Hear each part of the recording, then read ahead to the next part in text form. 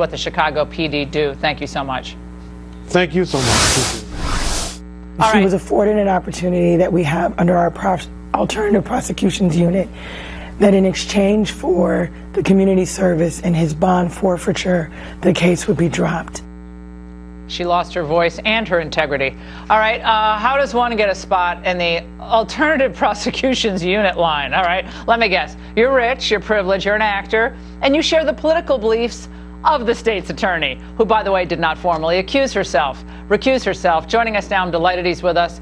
John Yoo, John, of course, from Berkeley and former Bush Justice Department. What do you think about this? I mean, Rahm Emanuel suddenly is like, put the brakes on. Oh, no, President Trump, go to opening baseball. Cute. First of all, I think a lot of Americans, myself included, are outraged by this. The fact that this guy faked a hate crime. Look, I'm a minority. You're a woman. What if we were to be attacked legitimately? And now we're going to be less believed by police and prosecutors because of the example of this guy. I think that's terrible. I think a lot of Americans realize something ought to be done. Second, this is why we have a U.S. Justice Department. Okay, maybe they just spent a lot of time investigating President Trump to no good effect. But now they actually exist to make sure there is no corruption going on in state government.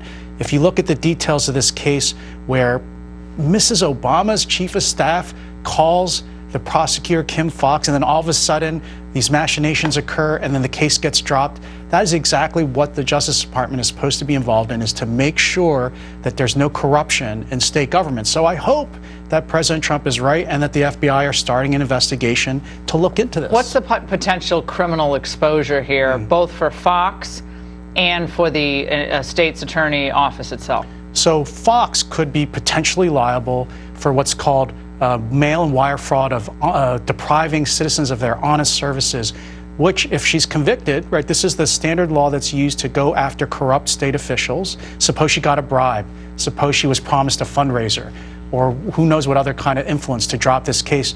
The maximum sentence is 20 years in prison. Why do you think Rahm Emanuel took that turn? This takes a conspiratorial mindset. Yeah. I'm not sure if I have the right one, but Chicago politics, these are all people who are interconnected. They all worked in the Obama administration or are working for the Obamas now. And for Chicago city officials, doesn't it look like there's some kind of pressure or deal being made to make this all go away? It's very, also Smollett himself, does he have any exposure under federal criminal law?